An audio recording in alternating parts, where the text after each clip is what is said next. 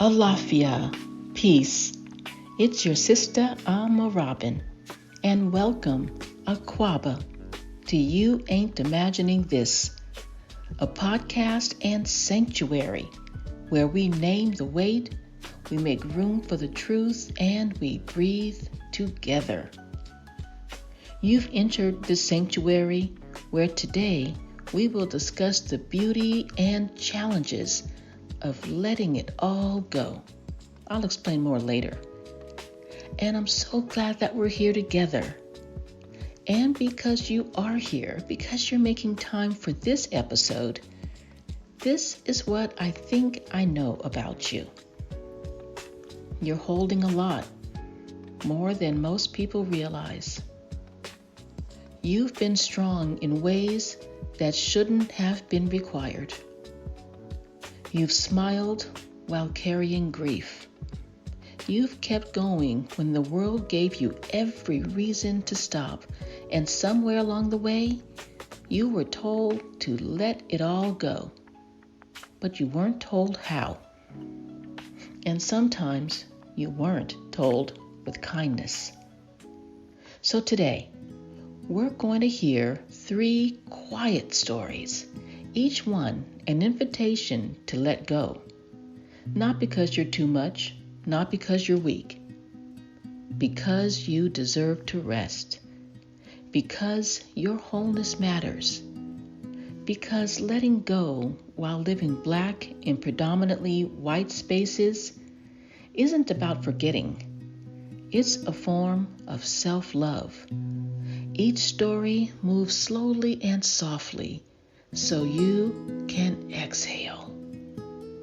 So you can remember who you are beyond the weight that you've carried.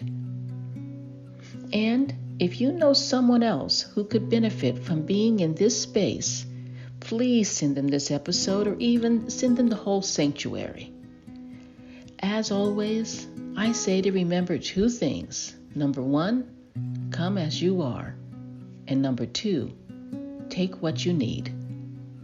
So now, let's settle in and let's begin with our first story. I wrote this story when I realized that letting go doesn't always start with pain. Sometimes it begins with a dream that we were sold and shaped by fairy tales and expectations that were wrapped up in someone else's idea of happiness. But what happens when that dream no longer fits? When the fantasy becomes a burden? Here's our first story to dive deeper into this. Dreams left at the door. When I was little, I used to dream in gold sparkles. That's the best way for me to describe it. And no, it wasn't real gold, just the kind of gold that sparkles inside your heart when you imagine the dream that you carried as a child and that you still hope for as an adult. The life that you were promised, or the life you thought you were promised. My dream was simple, beautiful but simple, I thought. I would be a lawyer. I would dress like Claire Huxtable. People would listen to me and respect me. And somewhere in that dream, I'd be doing something that really mattered. I would go to an office. I would work with my colleagues to change the world. I'd walk into rooms and feel seen. I'd use my voice to help people to stand up for something bigger than myself. I imagined myself calm, powerful, and surrounded by people who got me. People who clapped when I rose. People who celebrated what I loved to do. That was my fantasy. A beautiful, shimmering thing passed down in quiet messages from TV shows, from storybooks, from teachers, and sometimes from my own family. They all told me, work hard, be respectable, stay focused, Don't make waves. Get that degree. Go for the good job. Wear the right clothes. Wear the polished smile. And in return, the world would help me fulfill my dreams. I did see that dream work for others, white others.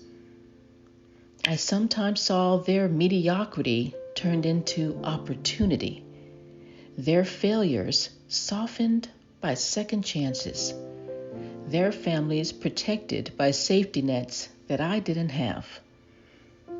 But I kept believing anyway, because belief was all I had. I chased that dream, and I became a lawyer. A strong one, the one who held it all. But something inside me started to ache, to change. The role didn't fit, not because I wasn't good at it, I was, but because it wasn't mine. It was an armor I had outgrown, a costume stitched together from someone else's pattern for someone else. And the more I wore it, the harder it bumped against who I really was. Letting go of that dream did not feel like freedom at first. It felt like failure, like disappointing the people who loved to say, my daughter, my wife, my friend, my cousin, the lawyer. Letting go felt like unraveling, and that felt scary, like falling into an abyss. But slowly, gently, that unraveling made space for me. I found myself in that space. I found new callings, deeper joy, a voice that was mine, not borrowed, not buttoned up. And something beautiful happened when I followed that voice. I started to feel the ancestors beside me and behind me, nudging me forward, embracing me, reminding me that freedom runs in our bloodline, that joy is not a detour, it's a direction. And I started to feel supported, not just by them, but by my community, my family, my friends, by people who saw me not for what I had achieved, but for who I was becoming.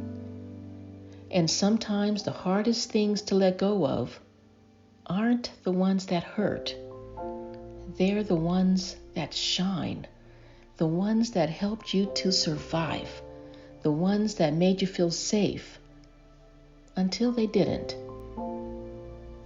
But letting go of that childhood dream was one of the greatest acts of self-love I've ever made. Looking back, I realize that now, because it told my younger self, you don't have to stay in a role to be worthy. You don't have to earn love through performance. You get to change your mind.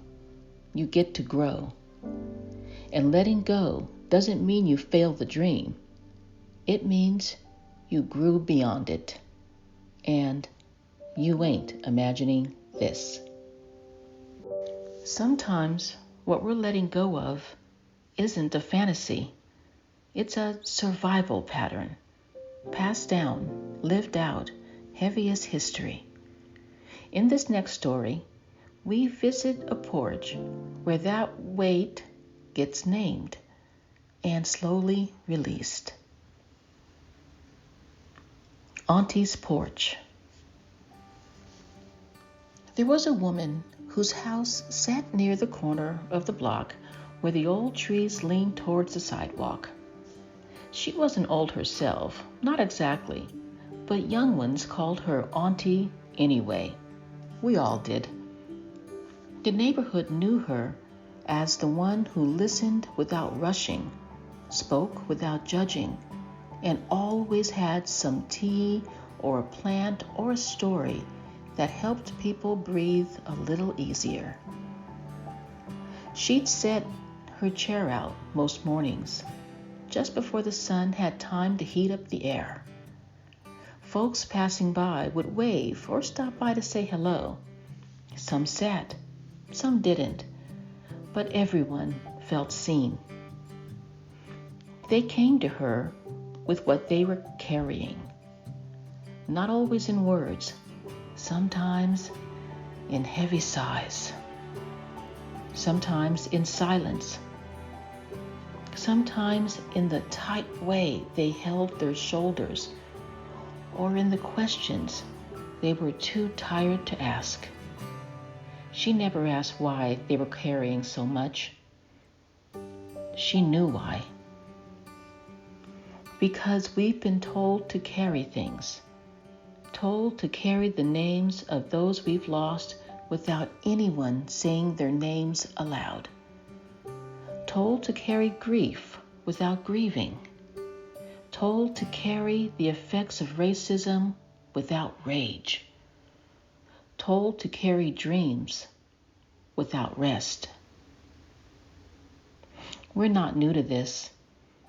Our people were told to let go of names and land and babies and keep moving.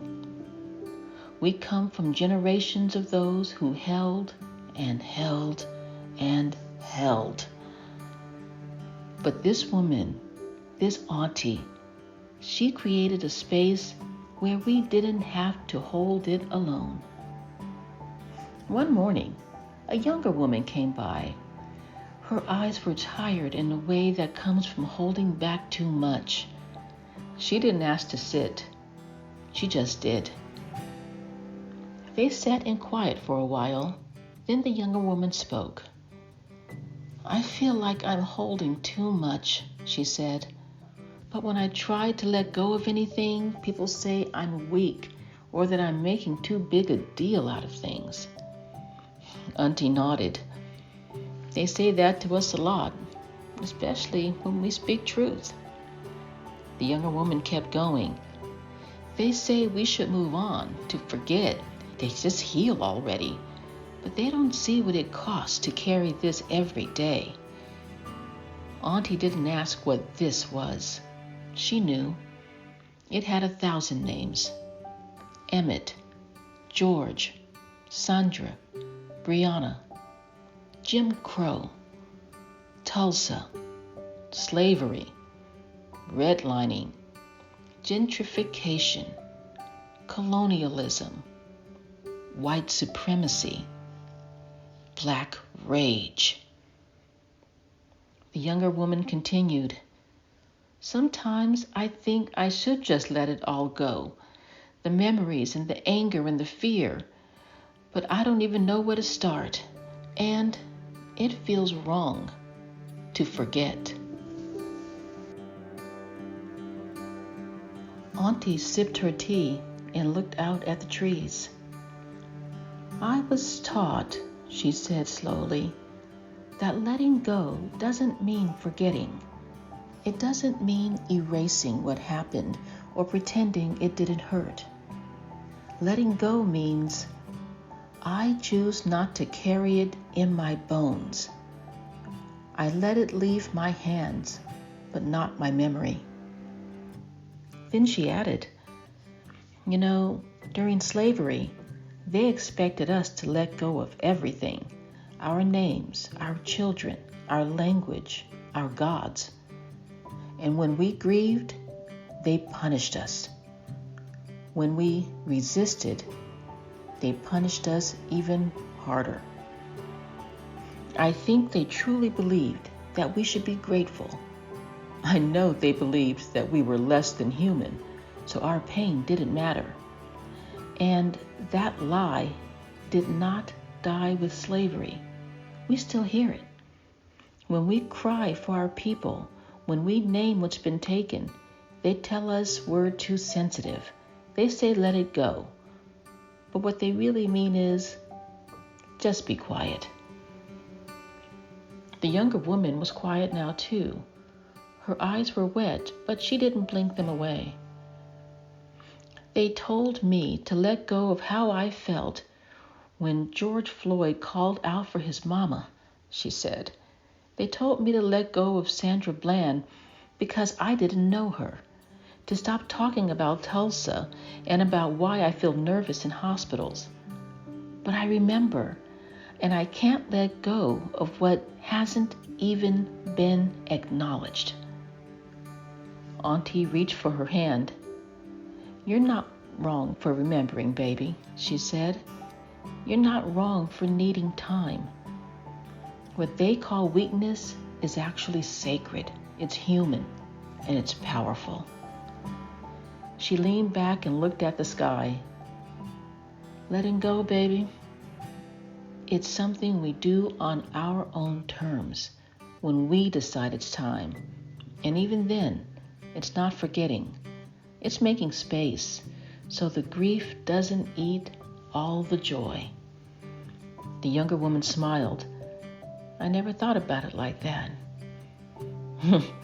"Most folks don't," Auntie said, "but here's the truth. Letting go isn't about pretending we're fine. It's about giving ourselves permission to breathe, to live, and to love ourselves enough not to carry every single weight that the world tries to hand us."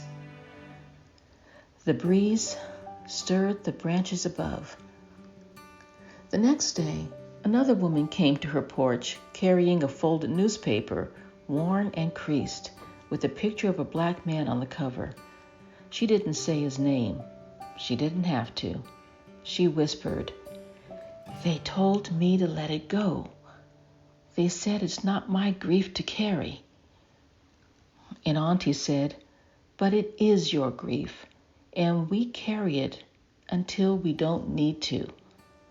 Then we'll place it down together." A young boy came next, quiet and tight in the chest after a day of being watched too closely in a store where nothing was spoken, but everything was said. "They told me it wasn't about race," he mumbled.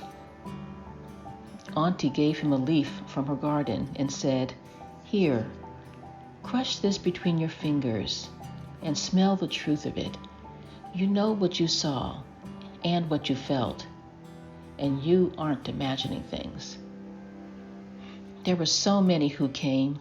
The woman who lost her job for speaking up, the father who feared for his son, the girl who cried when her teacher said slavery wasn't that bad, the elder who remembered names no one else remembered, the man who loved another man and was told he could not be black and free and whole at the same time.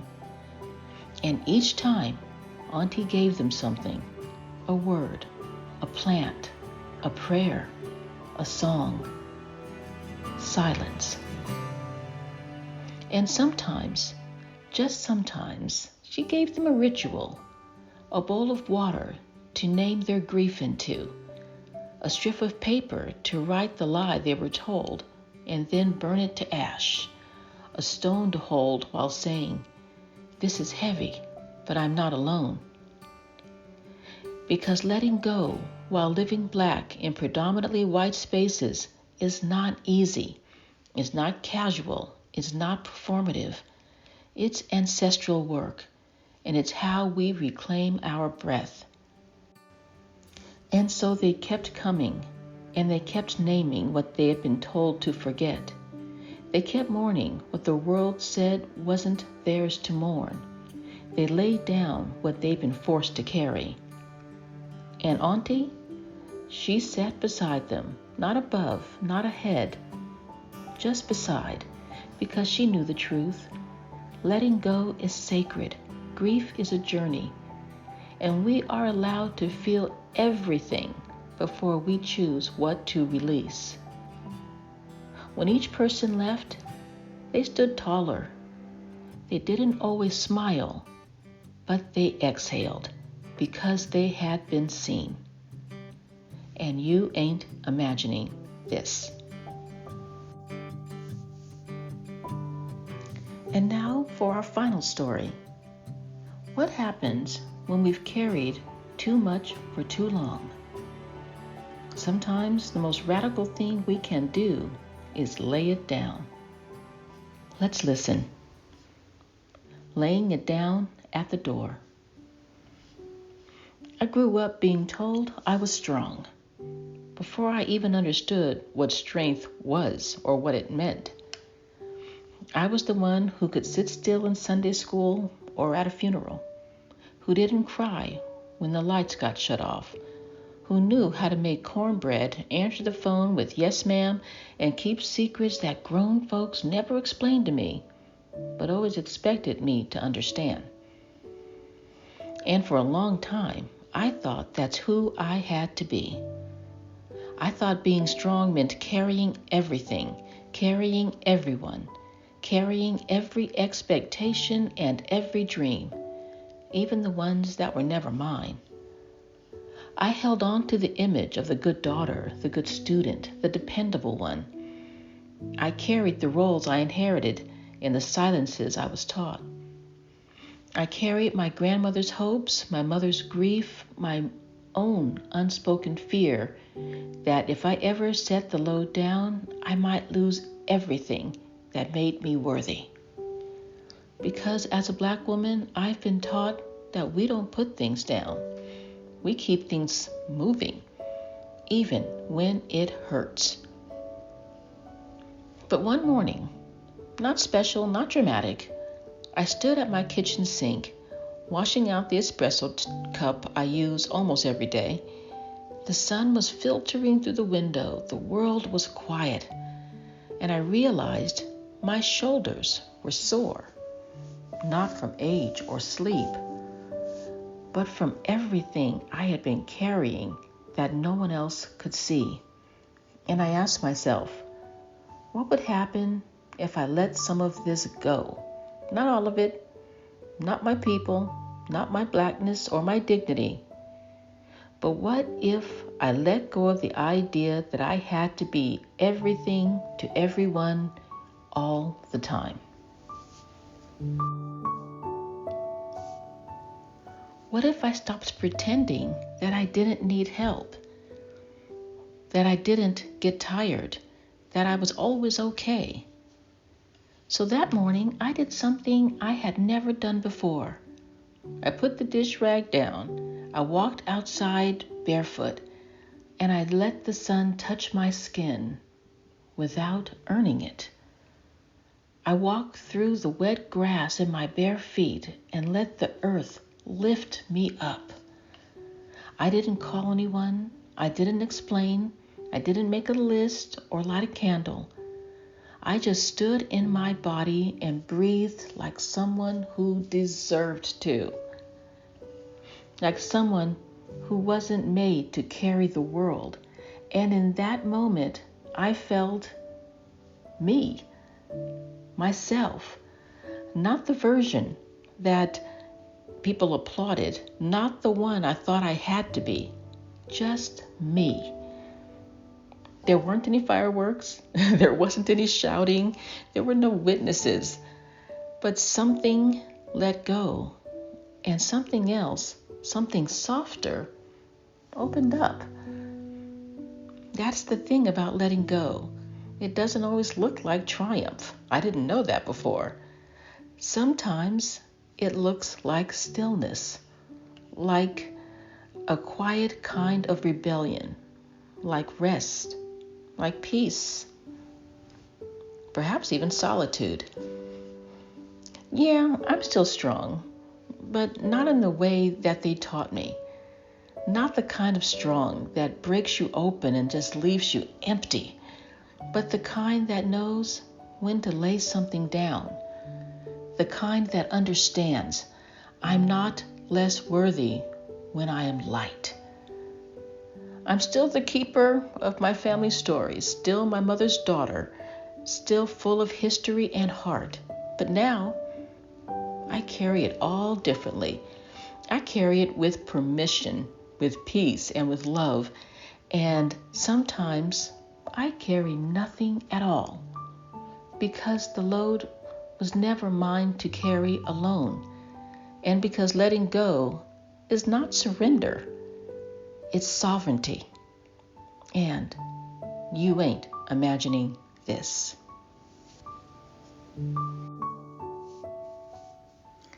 That was the final story for today. Let's take a breath together. Let's inhale soft and slow. Hold it gently and exhale long and deep. And just because I think it's going to feel good, let's do it one more time. Inhale, soft and slow. Exhale, slow and deep.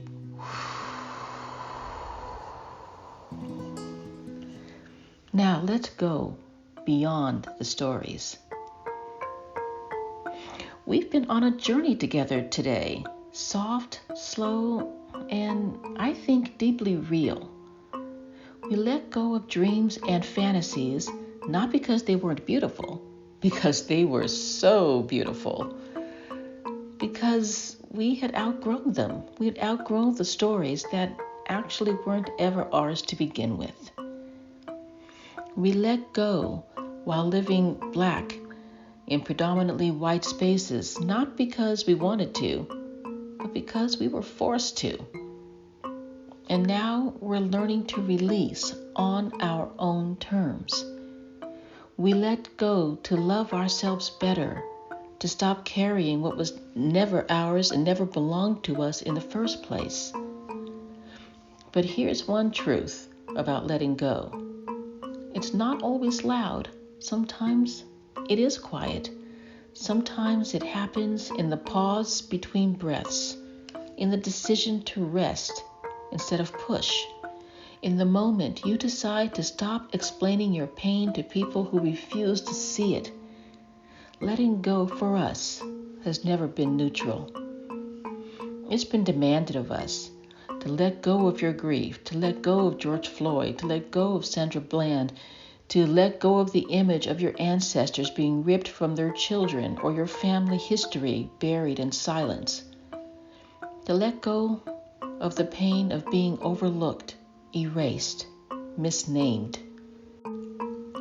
Let go of your fear of hospitals, even when they don't believe your pain. Let go of your hypervigilance, even when you feel unsafe. We've been told to forget because they are uncomfortable. We've been told to move on because they don't want to be accountable. But we remember and we name what happened. We don't erase because in our culture, memory is sacred. Naming is resistance. Grieving is holy.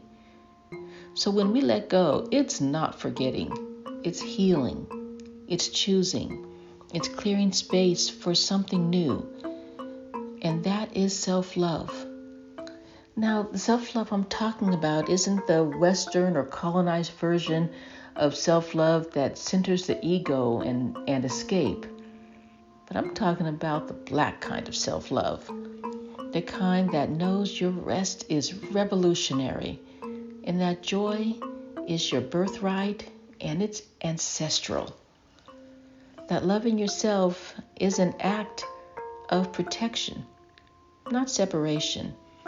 The family, community, ritual, and truth-telling are sacred acts of care. That choosing your peace and your presence, your possibility, is a gift to you and the ones who came before you. And we get to ask, what am I still holding that I don't have to carry anymore? And who told me I needed to hold it at all? And what would it feel like to set it down in the name of love? We don't have to carry what was never ours, and we don't have to let go before we are ready. But when you are, let it be sacred, let it be slow, and let it be yours. And know this, you never had to carry it alone, and you ain't imagining this. Well, I think it is time to wind down this episode now. This was part of the Black Healing Summer Session, a sanctuary for truth-telling, for reflection, and also rest. Rest is so important. If you felt something tonight, if you're holding something that you're ready to release, give yourself permission to bless it and let it go. And if you need to share it with someone, I'm right here, and I'd love to hear from you. You can message me directly or leave a direct message on Substack or Instagram. And as a bonus gift, because of your courage, you'll find a release and cleansing ritual in the show notes and on my Substack page. Because some things just don't need to be carried. They need to be blessed and let go. And you guessed it, you ain't imagining this. Ashe, community.